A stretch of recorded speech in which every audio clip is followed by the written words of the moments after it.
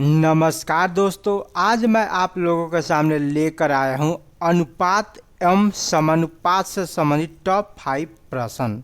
और मैं वही प्रश्न लेकर आता हूं जो बार बार परीक्षाओं में रिपीट होते हैं। तो चलेंगे और एक एक करके सभी प्रश्न का उत्तर हम जानने की कोशिश करेंगे। और अगर आप लोगों को एक भी प्रश्न का उत्तर पता हो तो आप लोग मुझे कमेंट बॉक्स में कमेंट करके ज़रूर बताएं। तो चलेंगे और देखेंगे। तो प्रश्न नंबर 1 ये रहा आप लोगों के सामने। एक आयताकार मैदान की लंबाई और चौड़ाई क्रमशः 50 मीटर और 15 मीटर है। मैदान की लंबाई का चौड़ाई से अनुपात ज्ञात कीजिए। तो चलेंगे और देखेंगे कि इस प्रश्न का उत्तर क्या होगा।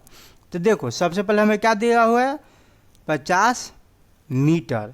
तो 50 अनुपात 15 और इसको काट लोगे, उसके बाद हमारा आंसर निकल के आ जाएगा। तो ये कितना बार में जाएगा, 10 पचे 50 और 3 पचे 15, यानी ये हमारा आ जाएगा 10 अनुपात 3 और यही हमारा आंसर हो जाएगा। यानी राइट आंसर हो जाएगा ऑप्शन नंबर सी। अगर आप चाहो तो इसको ऐसे भी लिख सकते हो, 50 बटे में 15। अब इसे काट सकते हो, 10 पचे 50 और 3 पचे 15, और इसको ऐसे लिख सकते हो 10 अनुपात 3, और इस प्रकार भी आपका आंसर निकल के आ जाएगा। ये दोनों आइडियाज आप लोगों को पता होना चाहिए। तो मैं उम्मीद करूंगा कि ये वाला प्रश्न आप लोग बहुत ही बढ़िया से समझ गए होंगे। अब आगे चलेंगे और देखेंगे नेक्स्ट प्रश्न क्या है। तो नेक्स्ट प्रश्न ये रहा आप लोगों के सामने। 90 सेंटीमीटर और 1.5 मीटर का अनुपात ज्ञात कीजिए। इसका भी हमें क्या करना है, अनुपात ज्ञात करना है। तो चलेंगे और देखेंगे। तो सबसे पहले हमें क्या दिया हुआ है, 90 सेंटीमीटर और फिर दिया हुआ है 1.5 मीटर।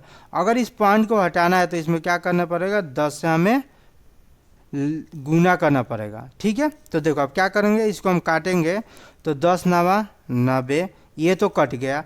अब ये कट जाएगा, तितरी का 9 और 5 यहीं 15। तो ये हमारा निकल कर आ गया 3 अनुपात 5 और यही हमारा आंसर हो जाएगा। यानी राइट आंसर हो जाएगा ऑप्शन नंबर ए। क्या करना है पहले ध्यान से समझो। यहाँ पे दिया हुआ है 90 सेंटीमीटर और 1.5 मीटर का अनुपात ज्ञात कीजिए।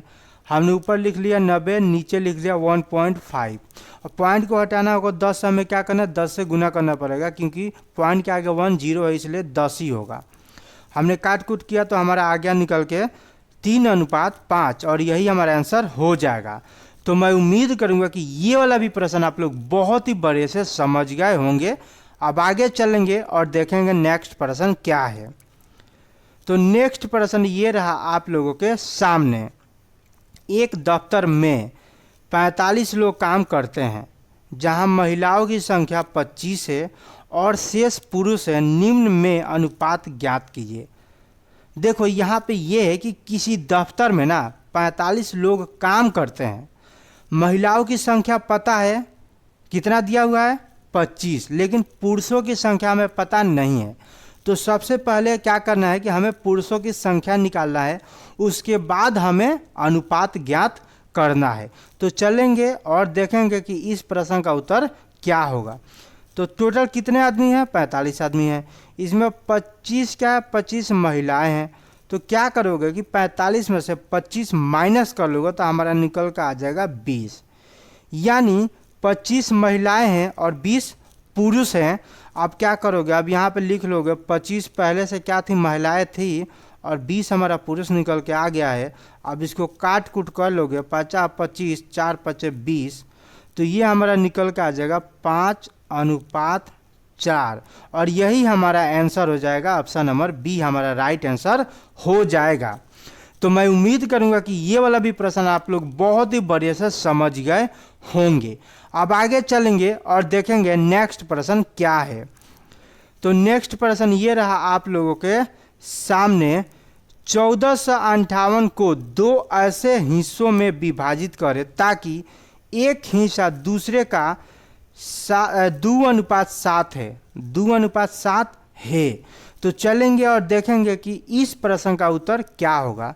तो क्या करोगे, सबसे पहले 2 और 7 को जोड़ लोगे, तो ये हमारा निकल कर आ जाएगा 9। ठीक है, अब क्या करोगे, अब यहाँ पे 2 लिख लोगे और गुने, ऊपर क्या लिख लोगे, 1458 हमें दिया हुआ है तो ये लिख लोगे, और नीचे जोड़ कितना है, जोड़ आया 9 तो 9 लिख लोगे। अब क्या करोगे, इसे इसमें भाग दोगे तो ये हो जाएगा 9 एकम 9, तो ये हमारा बच जाएगा 5 और 5 55, 9 5 पता 9 6 54, 1 और 1 1 और 8 18, यानी 9 दूना 18, तो ये हमारा पूरा पूरा कट जाएगा। अब देखो 2 से 162 में गुना करोगे तो 2 दूना 4, 6 दूना 12, 2 1 3, हमारा 324 निकल के आ गया। अब चलेंगे, अब दूसरा चेक करेंगे तो दूसरा हमारा हो जाएगा यहाँ पे 7 गुने 1458 और नीचे 9, और इसको जब 9 से काटोगे तो वही आ जाएगा 162 जो हमारा आया हुआ है। अब इसमें क्या करेंगे, 7 से गुना करेंगे तो 7 दूना 14 का 4, 7 6 42 के 2 और 1 43 के 3, हाथ में 4, 7 4 11, तो ए हमारा निकल के आ गया है 324, बी हमारा आ गया है 1134। तो ए ये रहा और बी ये रहा, यानी राइट आंसर हो जाएगा हमारा ऑप्शन नंबर सी। देखो अगर आप चाहते तो इसे नहीं भी लिखकर आप आंसर मंगा सकते थे, कैसे चलेंगे देखेंगे। देखो क्या हुआ कि आपने यहाँ पे 1458 में 9 से भाग दिया तो आ गया 162, और इसमें हमने 2 से गुना किया तो आ गया 324। अगर आप चाहते तो यहीं पे 7 से गुना कर लेते और आपका यहीं पे डायरेक्ट निकल के आ जाता, 1134 आंसर निकल के आ जाता। ये सब लिखने की ज़रूरत भी नहीं था, लेकिन मैं समझाने के लिए ये सब लिख रहा हूँ, सिर्फ आपको समझाने के लिए बढ़िया से। ठीक है, लेकिन परीक्षाओं में इतना टाइम नहीं होता कि ये सब लिखो और सॉल्व करो, वहाँ पे तो आप दिमाग लगा के आंसर ला सकते हो।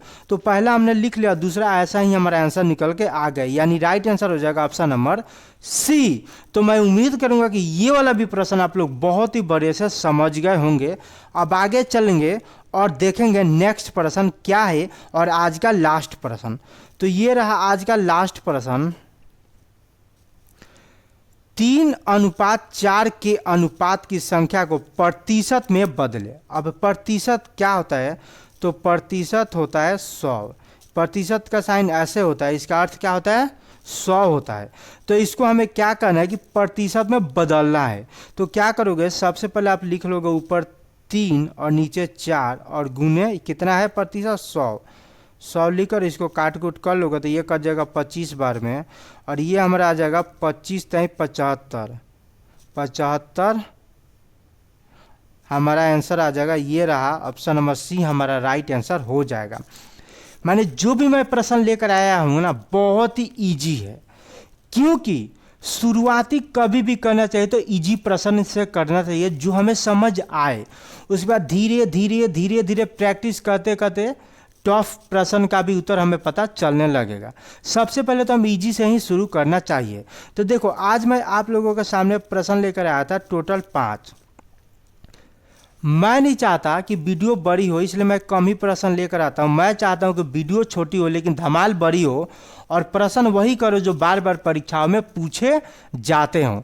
तो मैं उम्मीद करूंगा कि जो भी प्रश्न मैं आप लोगों को समझाया आप लोगों को समझ आ गया होगा। अगर ये वीडियो आप लोगों को समझ आया हो तो वीडियो को लाइक करें, अपने दोस्तों के साथ शेयर करें और चैनल को सब्सक्राइब करें। ठीक है, बाय दोस्तों, हाय बनाई दो दोस्तों।